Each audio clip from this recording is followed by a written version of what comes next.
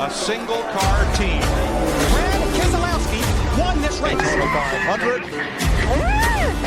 Delano, there are the Wood brothers. Oh my goodness. First win in 10 years. Side by side. Come on, Norm. Hangs on. Norm was not going to be denied. And we did it.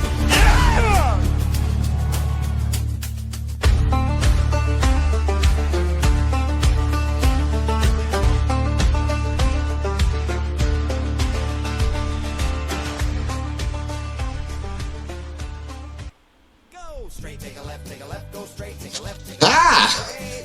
How y'all doing? I was just doing a little light reading here. Yeah, it's hard to imagine all they do is go in left-hand circles, right? We must be a bunch of dumb rednecks watching this stuff. It has been a minute since we've done anything. I see the shoe show's been off the air for about a year or so, and there's been a lot of things going down. First and foremost, thoughts and prayers with everybody who was affected with the Greg Biffle tragedy. And more recently, Denny Hamlin's father and mother. Denny Hamlin's father was killed in that house fire, and his mother's still fighting in the hospital. So we're definitely going to pray for them. And I hope the best for everybody involved in that. But on a lighter note, welcome to the Also Ran broadcast. This show is kind of something that producer Josh and I came up with while we were doing the shoe show.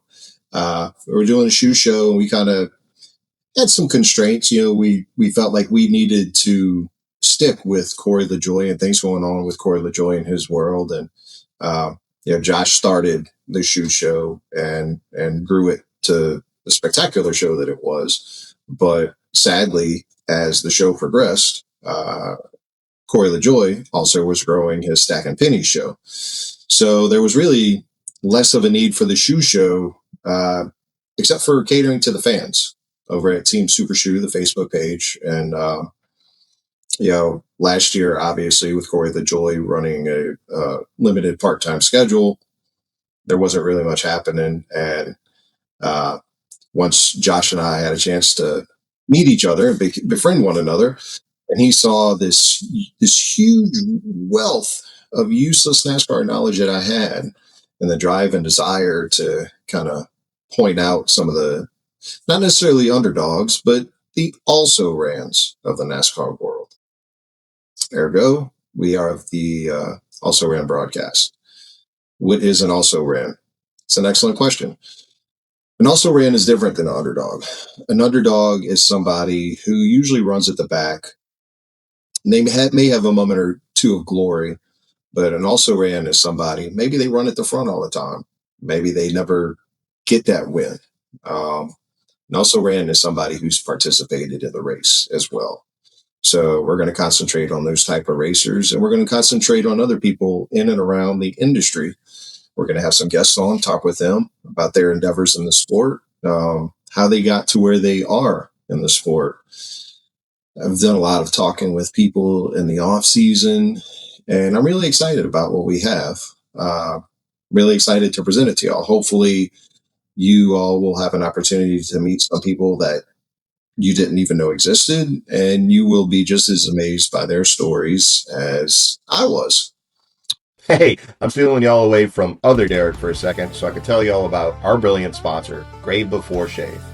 Gray Before Shave offers everything you could possibly need for your hair up there. They've got oils, balms, butters. They've got waxes for your mustache, shampoo, conditioner. There's so much stuff. I don't have the time to sit here and tell you about everything. Head over to their website, graybeforeshave.com. See something you like, take it to the checkout. Before you check out, apply the code ALSO-RAN for 15% off your purchase. If you're undecided on which scent is right for you, they have an excellent bundle of oils that has one of each of their brilliant scents. I prefer the Pumpkin Smash. My wife absolutely loves their brand new Liquid Gold. It smells like adult bubble gum. That's the only way I can think to describe it. So head over there, graybeforeshave.com. Find something you like, check it out, use our discount code ALSO-RAN for 15% off. You won't be disappointed. Now, back to that other handsome bearded fella. the NASCAR for Dummies. How about that trial? How about those emails?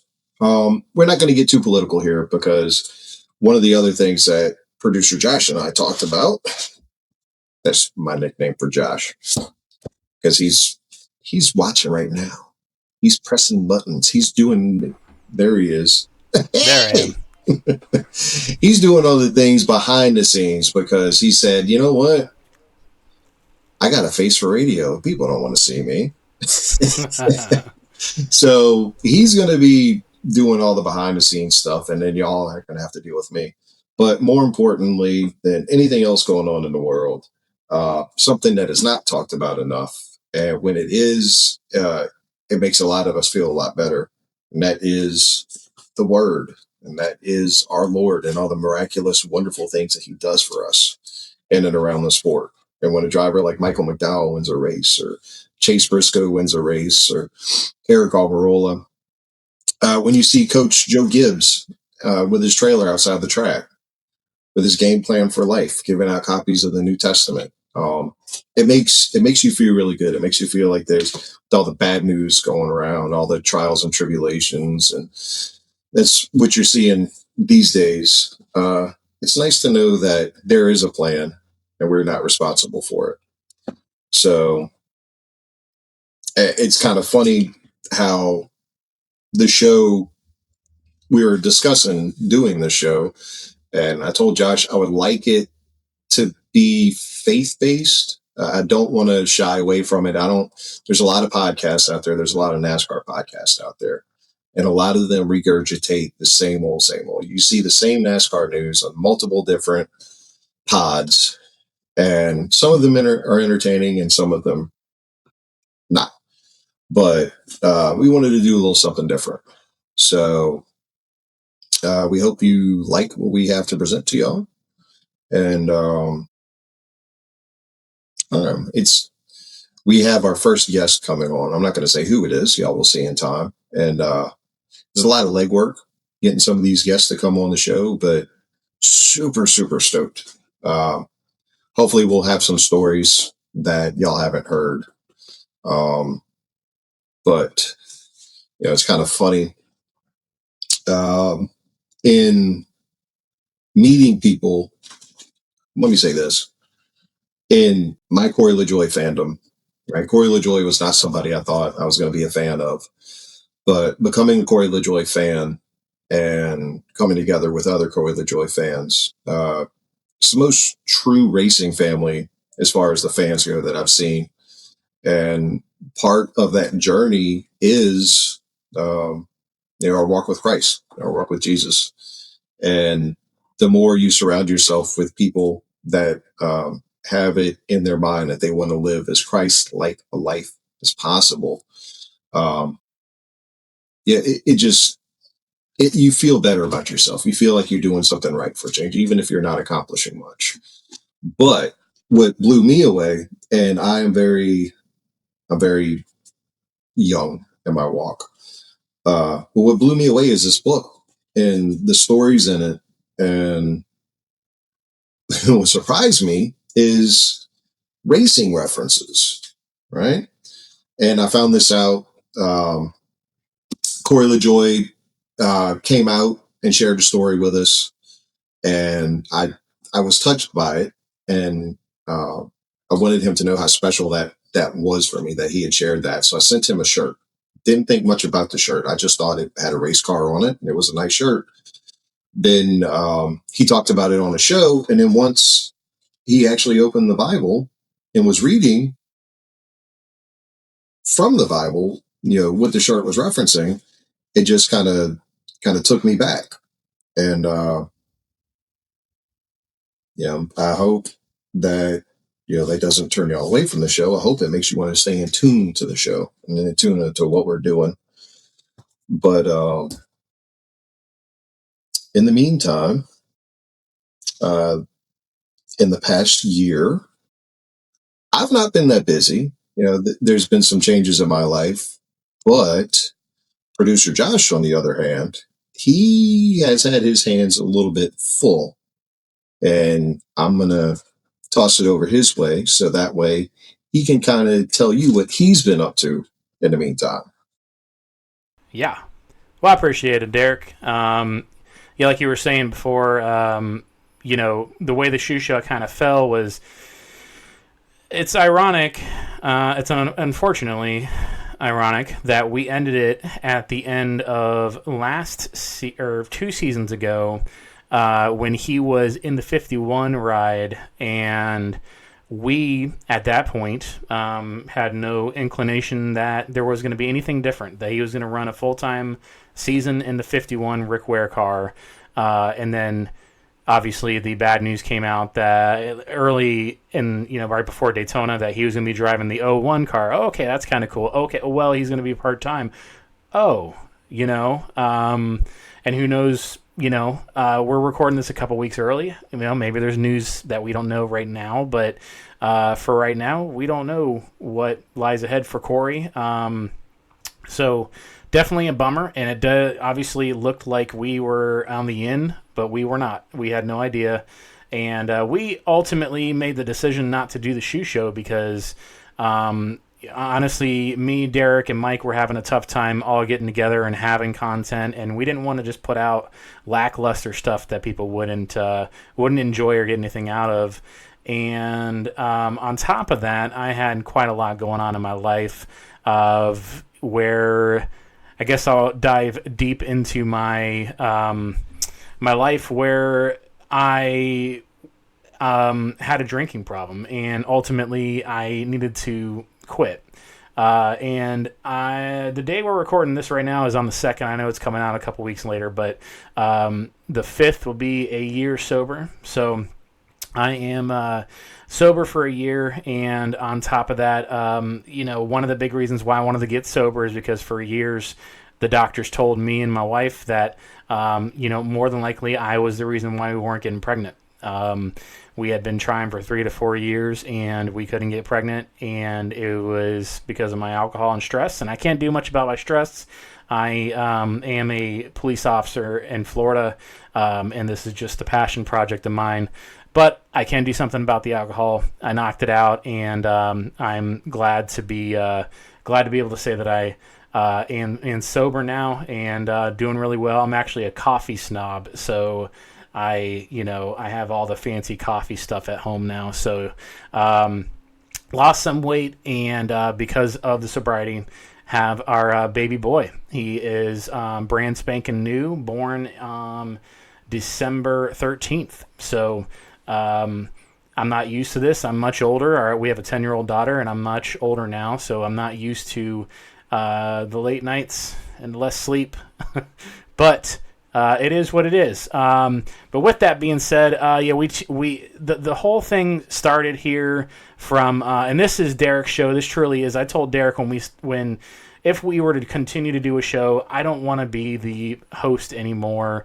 I'll still show my face and have conversations, but I want Derek. He has the natural ability to carry a conversation on without cue cards or notes, and I'm the opposite. I need notes. In fact, I have notes right now that I need to remember to say certain things because I know that's something that you guys would enjoy. And my love is production. So, so Team Super Shoe kind of opened doors. Leanne, the PR person for Corey, she really opened that door where I could start doing the shoe show.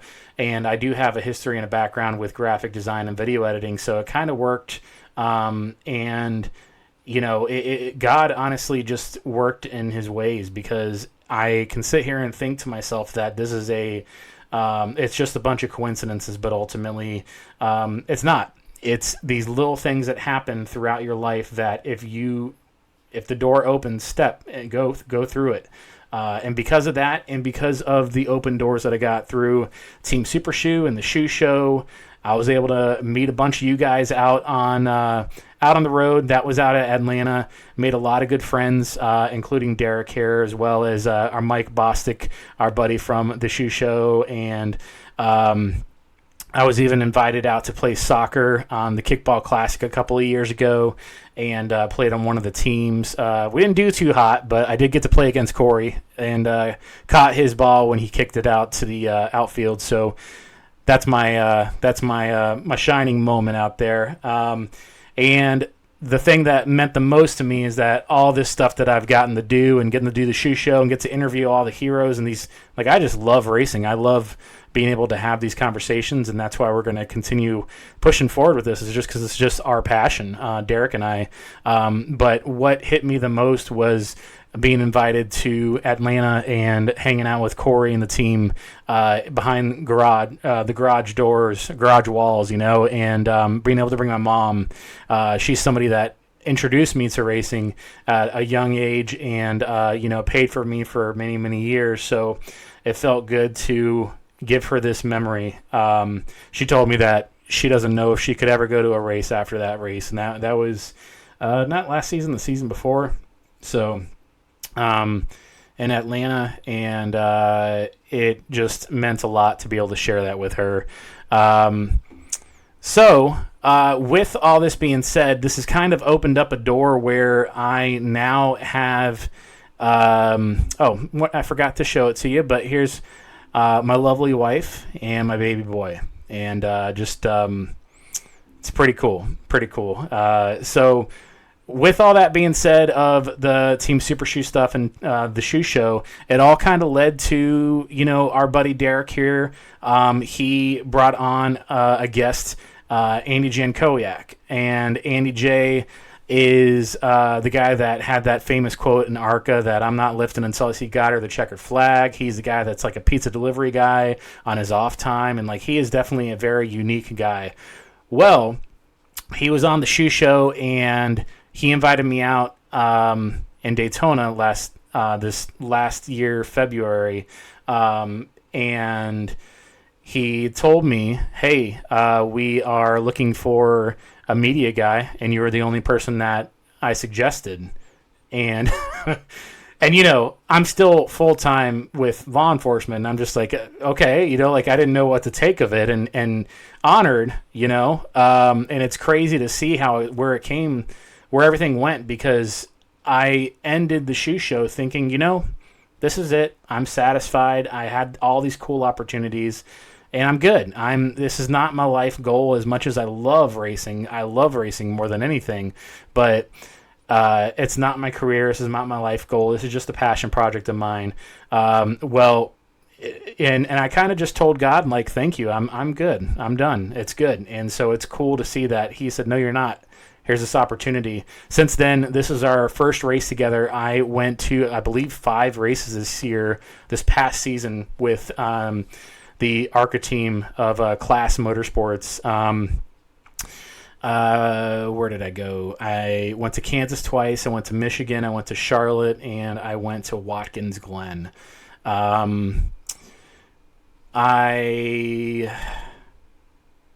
So a couple of funny stories about Andy Jankowiak and just being out on the road. Andy J, so the first time I went to a race with him, I actually stayed in the same hotel room. They would rent, they would get a bunch of rooms for all the team members, and I actually stayed with the driver in a hotel room, and I forgot my CPAP. And I felt bad, and I was like, dude, I'm sorry. And he's like, oh, I'm okay. And he told me he didn't hear me snoring, but he told me in the next morning, he's like, oh, I couldn't sleep much. And I was like, oh, dude, was it me? And he also doesn't like sleeping with the TV on, which is freaking weird, in my opinion. And especially with a room with another dude, but whatever. But he said, no, man, no, it wasn't. I couldn't hear you. It was because I couldn't stop thinking about the 1979 NASCAR Cup season, and he was telling me the story about how I guess the 43 car was vacant from Richard Petty, and Donnie Allison tried to fit in it, and there's Neil Bonnet was involved, and I think 3 different people drove the 43 car in one race or something like that, and he played for me on the way to the racetrack. Becoming Earnhardt Volume 6. So if you want to go hear what he talked about, it's on that podcast.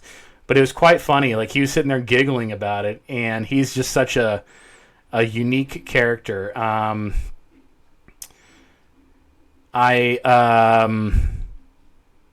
a lot of other funny things about, I guess, essentially touring with these guys is, at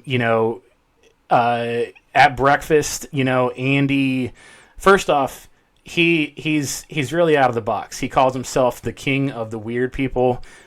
He one time was wearing this holy Purple Rain shirt, and it was like legit holy, like mothball holy, and like I mean, hey, rock star-esque, I guess, but just a lot of interesting things. At breakfast one time, I believe it was the first race, he had this Bop-It. Remember, like from the 90s, where you like pop it and twist it and pull it, and it was a memory game. Well, I saw it in the hotel room, and I thought maybe he accidentally packed it, like it was a kid's, or I don't know. I don't know much about him. But then I saw it again on the breakfast table, and I asked him later. I was like, "Hey, what's up with the Bop-It? Did you accidentally pack that or what?" He's like, "Oh no, man, that's reflex training." So so we ended up actually making a little short of it, and through obviously I was now the media guy. All their social media stuff for most of the year was me, all the video editing and things like that, and had a lot of fun with it. And I told him, "Hey, we need to make a video of that because that's funny. That's different. We got to try find ways to stand out." Andy, what are you doing? Reflex training. He always packed Cheerios to carb up, which I thought was interesting. Everybody else would be having like free breakfast from the hotel, and either he'd eat the Cheerios that he brought or he would have cereal. But that was his way to carb up. And, just certain things that I didn't think this is the way, NASCAR drivers would be. I thought it would be super, super strict and like, nope, just eating his Cheerios. He has his routines and just quite funny, and just such a cool character to be around. So there's one thing here, and let's see. There's one time here I was sitting on top of this hauler, and this was the first race at Kansas.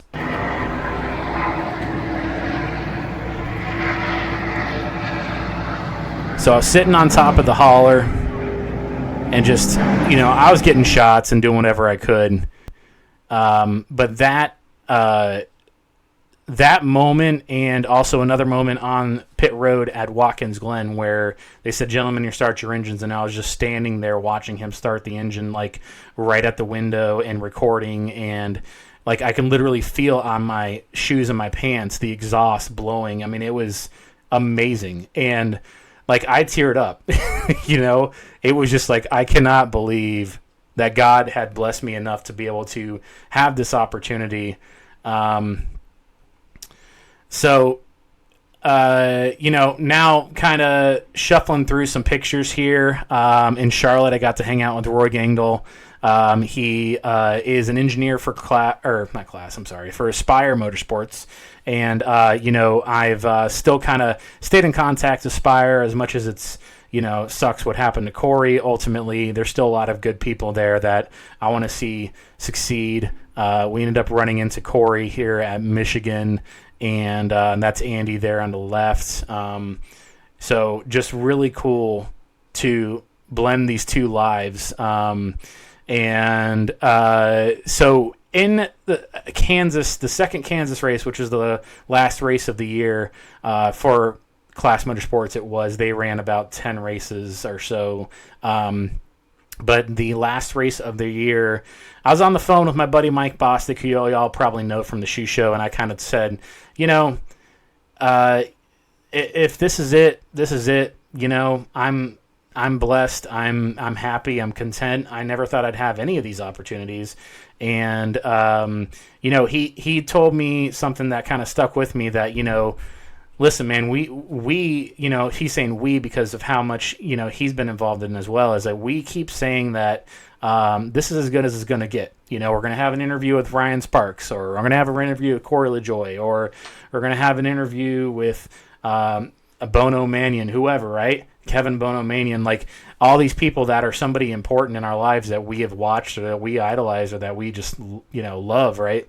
Or going to kickball or having these VIP opportunities. I continue to think to myself, oh, this is as good as it get. I'm just grateful. I'm thankful. Thank you, God. And he says, when are you going to realize, man, that this is your future, And so sure do hope so.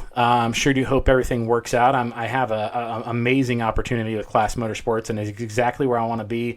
It's a small run team where people that I can trust, and I am truly blessed, and it's not big business where I'm worried about, any type of cutthroat decisions. And it's at my pace because right now they're just a part-time ARCA team, so I can make that work, and still have my career.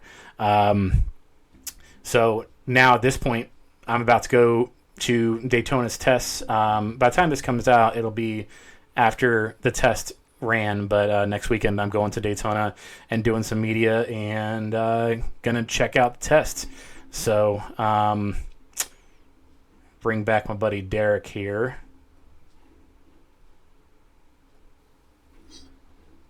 So, but... Don't mind me. So, I'm just checking out some grade before shave. I can't decide which one I like more, the liquid gold or the pumpkin smash. Continue, man. Continue. Don't mind me. I'm just... Well, I was just going to say, and now, we're at a point where with all that being said, with my life update, with my career update, with us, switching from the shoe show to now the Also Ran broadcast, like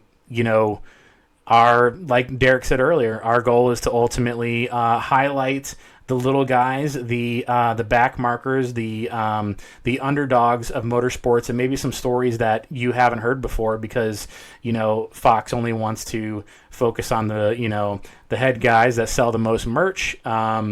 And we wanted to bring that to light, and we figured the shoe show and this outlet is the perfect place to continue this and to take over the socials as opposed to start something brand new, because I feel like anybody that's a Corey LaJoie fan is going to be a fan of the Underdog story anyways.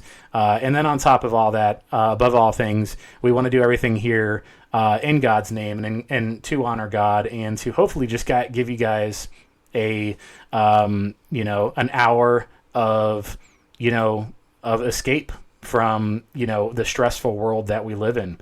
And just talk about racing, talk about God, whatever it is. I think that's what racing does to all of us, is that it's what people say is escapism. I don't know if that's a real word or not, but that's what it is. I watch racing because that's what I love more than anything. That's what makes me happy. And just pretty cool that we still have this opportunity to continue to talk to our heroes. So, yeah, priorities. It's God, family, and then racing. And like Steve McQueen said, yeah, he's a little off-putting. But one of the greatest quotes in all of movies as far as racing movies go, is from Le Mans, where Steve McQueen is talking to the widow of a race car driver, and he's already had his first stint at Le Mans, and they're sitting in a trailer, and I think it's raining outside, and she's trying to figure out. She's like, why do you do this? What is, like, you guys are crazy. It's, and he looks at her and he says, well, racing's life. Everything that happens before and after, it's just waiting. And Josh feels it, and I feel it, and if you're watching it, you feel it too. And racing is in the book, man. Go to 1 Corinthians 20. It was 1 Corinthians 9:24. Like I said, I'm new, and I don't want to lead y'all astray, but striving for a crown. Do you not know that those who run in a race all run, but one receives the prize? Run in such a way that you may obtain it. And that's what we're all doing. We're all in this grand race arena. And Josh has his wonderful story, and there's so many more stories out there that just, like Josh had said, if Fox sees something and they think it makes a good, good story, then they concentrate on it for a few weeks and then it goes away and they get some headlines out of it and it goes away. You know, Andy Jankowiak had that wonderful quote, and he was popular for a little while. And then, I mean, he's popular with us because we bet him and we know him. And like Josh said, he's a super guy. That whole group of guys over at KLAS Motorsports, from Andy Seiss when he was doing his modified stuff. Andy's mom, probably the greatest personality in that garage area. I might be slightly biased, but there's just so many stories in the racing world that cannot be shown on TV. And we kind of feel like our experience from watching Corey run in the back of the pack. There's so many drivers out there. That's where the legit real racing is going down. And I think we've talked about that on the shoe show in the past. And life is like that. There's a lot of real racing and life going on. And there's a lot of people that are, putting fuel in cars, changing tires. Maybe they have a job behind the scenes or they're on top of the box that we don't know about. We have a friend that is a member of Team Super Shoe and worked with Corey LaJoie. And now he's over at Richard Childress Racing. And it brings me tremendous amounts of joy whenever his driver wins a race and I get to see him running around and cheering and happy, and just because he's got a story too. Everybody's got a story that just needs to be told, and hopefully that's this page is where you can do it. And I forgot to do this earlier in the show, and Josh was probably going to kill me, but I forgot. Y'all got to like, comment, and subscribe. And if you're in the audio realm, if you're listening to us on the podcast, make sure you rate and review. Let us know that you like what we're doing. And if you don't like what we're doing, let us know what we could do to get better. This is my first grand adventure into hosting something. And I'll be a lot more comfortable once I have some people on here that I can talk to that I don't know much about. And that's kind of how I'm going to attack this show. Is I'm bringing some guests on that I want to know about, and I don't want to look up much on them other than some essential stuff, because I want to be intrigued and ask the questions that hopefully y'all want asked as well. So that way we can get some answers that y'all all like. But hey, question. Yeah. What's that CB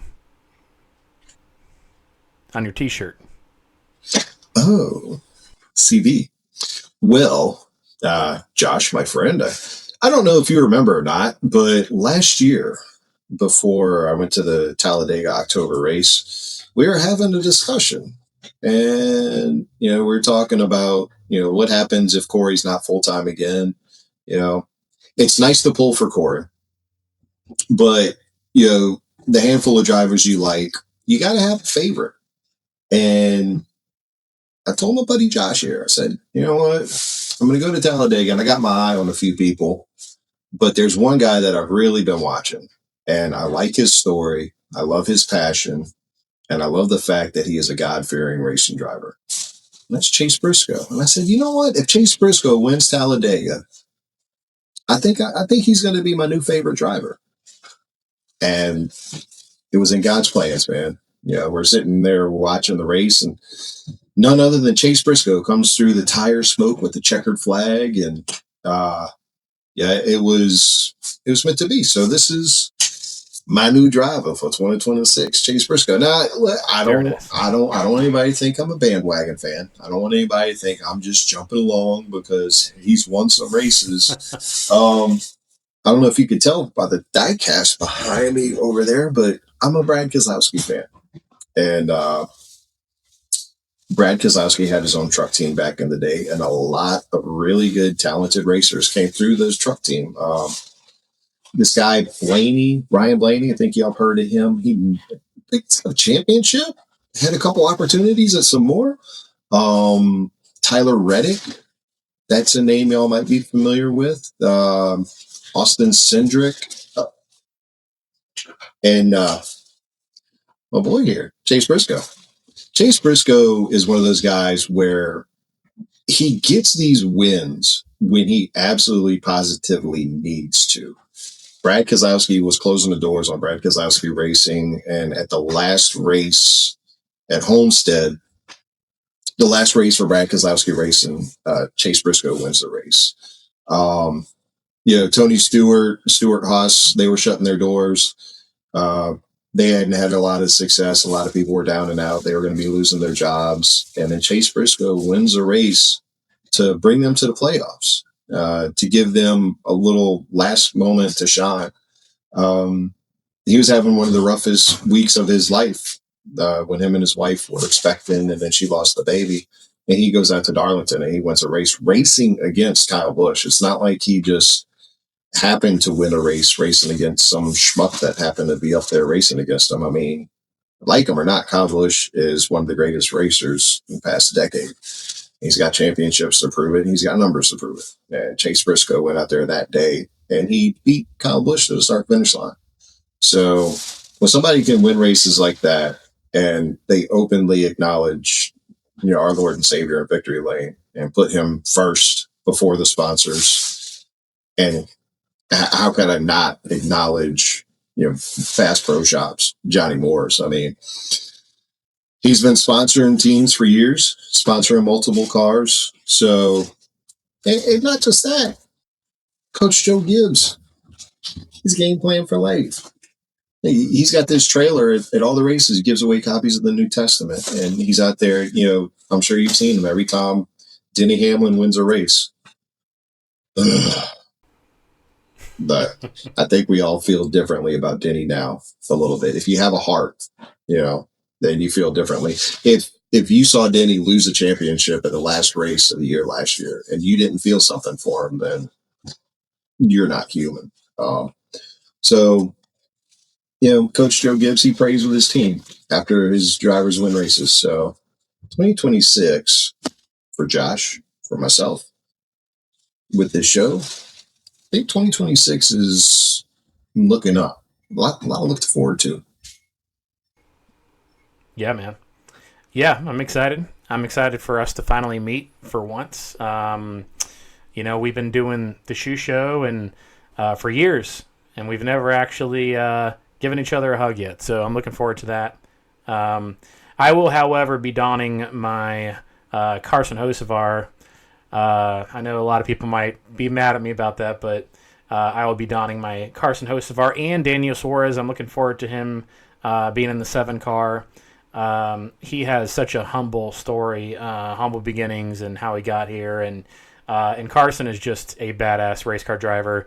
And ultimately, and Michael McDowell too is a great guy, very good Christian man, a good example. I did meet him this past year and met Carson quite a few times as well. But I still have a lot of friends in Spire that I want to see them do well. And again, not that I agree with the decisions that were made, but business is business, and I unfortunately can't take that personally. And I still have made good friendships along the way that I still am happy for them for hopefully future success. So, but yeah, man, looking forward to running into you and us going to Talladega and finally just getting together, man. So it's gonna be a good year. I have a number of races that I'm gonna go to. Hopefully around 10. That'll be pretty cool, but we'll see. Because I'm sucking away vacation time every time I go fly out for a race every weekend. So, but the first one's coming up. It's gonna be Daytona. What else?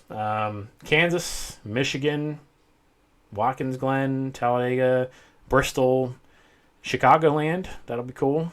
And wherever else I'm forgetting.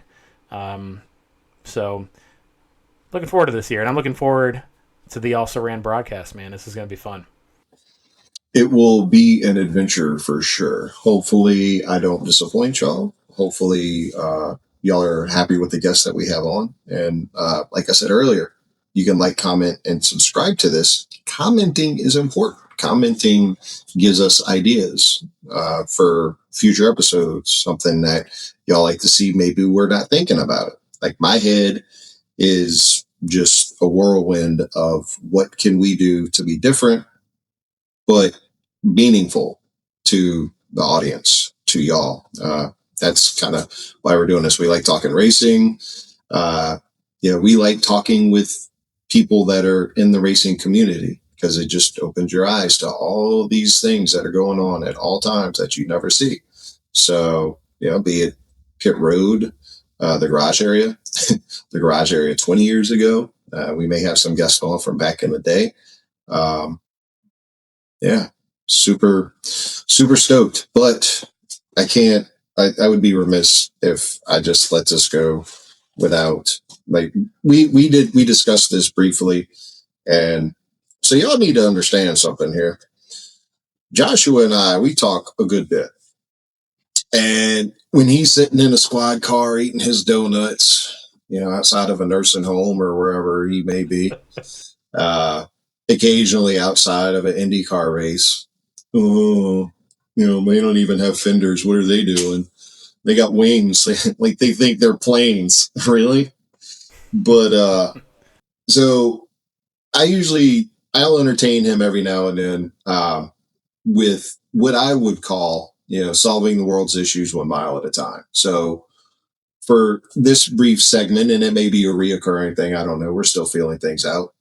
This is going to be my brief rant about NASCAR and how they've gotten so far from where they started.